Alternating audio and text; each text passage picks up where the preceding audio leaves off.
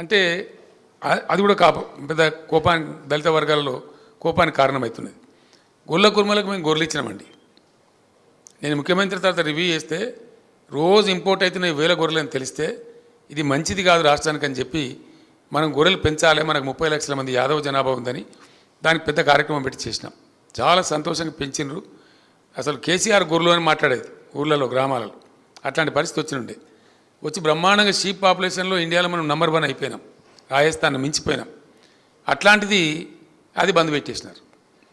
ఇలా ఇస్తారా ఇయ్యరా అనిశ్చిత, వాళ్ళ డబ్బులు చెల్లించున్నారు యాదవులు, వాళ్ళంతా కోపం మీద ఉన్నారు. వీళ్ళు వాగ్దానం ఏం చేసినారు, నేరుగా యాదవ సోదరులకు 2 లక్షలు ఇస్తాం, వాళ్ళు చేసుకొని కొనుక్కొని అని చెప్పారు. 2 లక్షలు కాదు, కట్టమాట డిపాజిట్కే దిక్కులేదని చెప్పి ఇలా వాళ్ళ ఆగ్రహం, ఆ గొర్రెల పథకం పోయిందని యాదవులు ఆగ్రహంతో ఉన్నారు. ఎందుకు నిలిపేసినో మనకు అర్థమైతే లేదు. ఇది కూడా కేసీఆర్ ఆనవీళ్ళని సరిపేస్తామనే ప్రయత్నమా, పిచ్చి ప్రయత్నమా నాకైతే అర్థం కాలేదు. ఆ విధంగా అది కూడా దెబ్బతీసినారు. ఇట్లా నీ చేప పిల్లలు కూడా బ్రహ్మాండంగా చేసినాం మేము. అద్భుతంగా మత్స్యకారులు వేల కోట్ల సంపద సంపాదించినారు. ఇలా చేపలు చెరువులలో ఎండిపోయి చచ్చిపోతూ ఉన్నాయి, వాళ్ళు కూడా అయోమయానికి గురైనరు. అది ఇబ్బంది జరిగింది. ఫీజు రీఎంబర్స్మెంట్ ఇచ్చిన దిక్కులేదు గత 5 ఏళ్ళ నుంచి, రూపాయి కూడా విడుదల లేదు. విద్యార్థులు పెద్ద అయోమయం. ఆ ఇన్స్టిట్యూట్ వాళ్ళు మొత్తుకుంటున్నారు, మేము జీతాలు ఇవ్వలేకపోతున్నాం సార్, కొద్దిగా మీరన్నా రేజ్ చేయండి, అట్లా ఇస్తారేమో అని నాకు వచ్చి చెప్తా ఉన్నారు. No fee reimbursement in the last 5 months. ఏం జరిగిందో భగవంతుని తెలుసు. మరి డబ్బులు ఎక్కడికి పోతున్నాయో తెలియదు, దాని మీద కాన్సన్ట్రేషన్ లేదు, అది ఇబ్బందులో ఉంది. గురుకులాలలో కలుషిత ఆహారం, 3-4 విద్యార్థులు చాలా అతీవ్రస్తకు గురై అందులో 2 చచ్చిపోయినారు. దాదాపు 150 మంది అస్వస్థతకు గురై హాస్పిటల్ పాలైనారు. మరి ఈ రకంగా ఏం జరుగుతూ ఉంది అసలు? సమీక్ష లేదు, మన్ను లేదు, మందిని తిట్టడం, రైతు బంధు అడితే చెప్పుతోని కొడతాను అనడం, ఇటువంటి దురుసు మాటలు తప్ప, అతి ప్రవర్తన తప్ప ఏ ఒక్కటి కూడా లేదు. ఓవర్సీస్ స్కాలర్షిప్ మేము 20 lakhs పెట్టినాం, ఇండియాలో ఏ రాష్ట్రంలో లేదు. పేద పిల్లలు చదువుకోవాలని అంబేద్కర్ గారి పేరు మీద, పూలే గారి పేరు మీద మేము ఒక 20 లక్షల ఓవర్సీస్ స్కాలర్షిప్ పెట్టి విజయవంతంగా ఇచ్చినాం. ఈవెన్ బ్రాహ్మణులలో ఉన్న నిరుపేదలకు కూడా ఇచ్చినాం. అది కంప్లీట్ క్లోజ్ చేసి పడేసినారు, అది బంద్ చేశారు. ఇట్లా అనేక రంగాలలో, ఈవెన్ హెల్త్ డిపార్ట్మెంట్లో కూడా న్యూట్రిషన్ కిట్లు బంద్ చేసినారు, కేసీఆర్ కిట్లు బంద్ చేసినారు, దాని మీద లేబుల్స్ అంటిస్తూ ఉన్నారు కేసీఆర్ పేరున్నదని. అట్లనే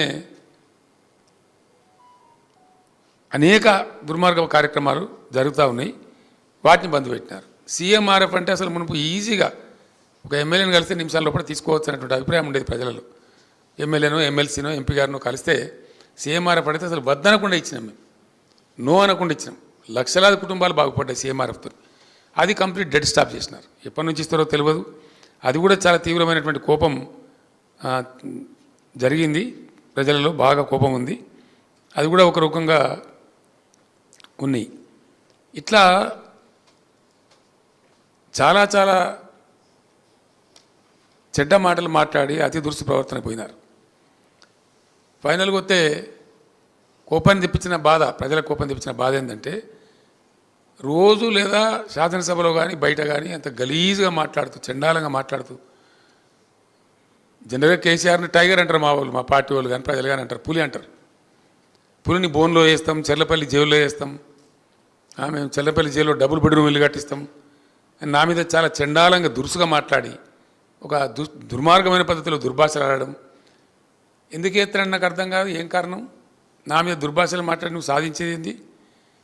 తెలంగాణ 2014-15లో 1,24,000 కోట్ల పర్ క్యాపిటా ఉంటే, 1,24,000 రూపాయలు ఉంటే పర్ క్యాపిటా, 3,13,000 తీసుకొని పోయినాం మేము. అది కేసీఆర్ చేసిన తప్ప. ఇండియాలో నంబర్ 1 పర్ క్యాపిటా తెలంగాణ. దేశంలో తెలంగాణను అధమస్థ స్థాయి నుంచి నంబర్ 1 చేసుడు తప్ప. అట్లనే తెలంగాణ జిఎస్డిపి 4,17 లక్షలు ఉంటే 2014-15లో 24కి వచ్చేటప్పటికి 14.5 lakhs crores తీసుకొని పోయినాం. అద్భుతమైన గ్రోత్. అసలు జిఎస్డిపి గ్రోత్లో దేశ సగటు కంటే చాలా ఎక్కువ, మల్టిపుల్ గ్రోత్. తప్ప దానికోసం కేసీఆర్ని దుర్భాషలాడన్నా, కేసీఆర్ నిందించన్నా? What it is. అదేవిధంగా అన్ని రంగాలకు 24 గంటల నిరంతర నాణ్యమైన విద్యుత్ ఇచ్చిన ఒకే రాష్ట్రంగా తెలంగాణ తీర్చిదిద్దిండు కేసీఆర్. అందరికి తెలిసేది, ప్రజలు అనుభవించినది, ప్రజల అనుభవంలో ఉన్న ముచ్చట, స్టోరీ కాదు. దానికోసం దుర్భాషలాడన్నా? వ్యవసాయానికి 24 గంటల ఉచిత కరెంట్ ఇచ్చిన ఒకే ఒక్క రాష్ట్రం తెలంగాణ. రైతులకు మీటర్లు పెట్టమని మోడీ చెప్తే 25,000 కోట్లు కట్ చేసినా కూడా తల దించకుండా నేను మోటార్లు పెట్టలే. వాళ్ళకి నడిపినాం, వాళ్ళకి కాపాడినాం. దానికోసం కేసీఆర్ని దుర్భాషలాడన్నా? దేనికోసం దుర్భాషలాడాలా? దేనికోసం నిందించాలా కేసీఆర్ను? వడ్ల ఉత్పత్తిలో పంజాబ్ను తలదన్ని అగ్రగామి రాష్ట్రంగా నిలబెట్టినందుక? దేనికోసం తలదన్నాలా? ఎందుకోసం తలదన్నాలా? అత్యధిక పచ్చదనంలో 7% పెంచిరని చెప్పి సెంట్రల్ ఆ గ్రీన్ అథారిటీ వాళ్ళు అవార్డు ఇచ్చిన తెలంగాణకు ఎన్నో అవార్డులు వచ్చినాయి. దానికోసం కింది విజయన్న? సంక్షేమంలో దేశంలో నంబర్ 1 రాష్ట్రంగా తీర్చిదిద్దానికి కింది విజయన్న? దేనికోసం చేయాలా? ఎక్కడ ఎవడు దిక్కులేక అసలు గతి లేక ఇంకెక్కడ తెలంగాణ అనుకొని ఎక్కడోడక్కడ పండుకున్న టైంలో నేను ఒక్కనిగా బయలుదేరి 14 సంవత్సరాలు అవిశ్రాంత పోరాటం చేసి అనేక అవమానాలు భరించి ఈ జాతిని విముక్తం చేసి రాష్ట్రం నుంచి విడదీసి ప్రత్యేక రాష్ట్రం ఏర్పాటు చేయించి ఇన్ని రంగాలలో ఇంత అద్భుతమైనటువంటి పరిస్థితికి తెలంగాణ తీసుకొని పోతే ఆ తెచ్చిన వ్యక్తిని తిడతా ఉంటే తెలంగాణ సమాజానికి దుఃఖం కలగదా? బాధ కలగదా? గుండెలో తడినోనికి, తెలంగాణ మేధావికి, తెలంగాణ అస్తిత్వం పట్ల ఆరాటం ఉన్న వాళ్ళకు బాధ కలుగుతుంది కదా సహజంగానే. అది కూడా ఒక పెద్ద భయంకరమైన వాళ్ళే కొనుక్కున్నారు. ఇట్లా చాలా చాలా ర్యాంక్స్ నేను చెప్తే ఒక 100 ఉన్నాయి. Health survival index, world happiness index, ఎన్నో వాటిల్లో తెలంగాణ ఎన్నిట్లలోనూ ఉంది. రైతు బంధు లాంటిది అయితే జెండర్ ఈక్విటీ ఇండెక్స్ కావచ్చు, డెమోక్రసీ ఇండెక్స్ కావచ్చు, హ్యూమన్ డెవలప్మెంట్ ఇండెక్స్ కావచ్చు. అసలు దేశ సగటు మాకు ఎక్కడ లేదు. మేము అందరంత దూరం పోయినాం. ఏ రాష్ట్రం కూడా మాకు సమీపంలో లేకుండే. ఇవన్నీ కూడా చేసినాం. ఇవన్నీ చేసిన కేసీఆర్ని పట్టుకొని అడగోలు మాటలు మాట్లాడి దుర్భాషలాడి కించపరుస్తామని వాళ్ళ సమయాన్ని వృధా చేసి పాలసీ ఫార్మేషన్ టైం వెచ్చించకుండా ఇవన్నీ చేస్తే ప్రజలకు తప్పకుండా బాధ కలిగింది. ఆ ఆగ్రహం ఇప్పుడు వీళ్ళు చవి చూడబోతూ ఉన్నారు. ఇక భారతీయ జనతా పార్టీ మరొక పార్టీ. అది సరే. అయితే ఇప్పుడు భారతీయ జనతా పార్టీ గోబెల్స్ అంటూ బతికింటే పాపం వాడు సిగ్గుకు చచ్చిపోతుండే. అంత భయంకరమైన గోబెల్స్ ప్రచారం చేస్తుంది భారతీయ జనతా పార్టీ. ఎంత దారుణం అంటే అబ్కీ బార్ 400 పార్. నేను చెప్పిన 400 పార్ గ్యారంటీ అవుతుంది. బీజేపీ ఎంపీల సంఖ్య కాదు కానీ కర్మగాలి బీజేపీ మళ్ళీ గెలిస్తే డీజిల్ పెట్రోల్ ధర మాత్రం 400 రూపాయలు దాటిపోతుంది గ్యారంటీ. వాళ్ళ పిచ్చికి వాళ్ళ ఉన్మాదానికి అవధులే ఉండవు. ఇక అంత దారుణంగా పెరిగిపోతాయి.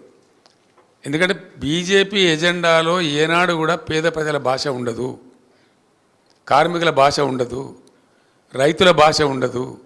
వాళ్ళ ఎజెండానే ఉండదు అసలు. ఈ పేదలు ప్రజలు, సామాన్య ప్రజలు, దళితులు, గిరిజనులు, రైతులు వాళ్ళ ఎజెండాలనే ఉండదు అసలు.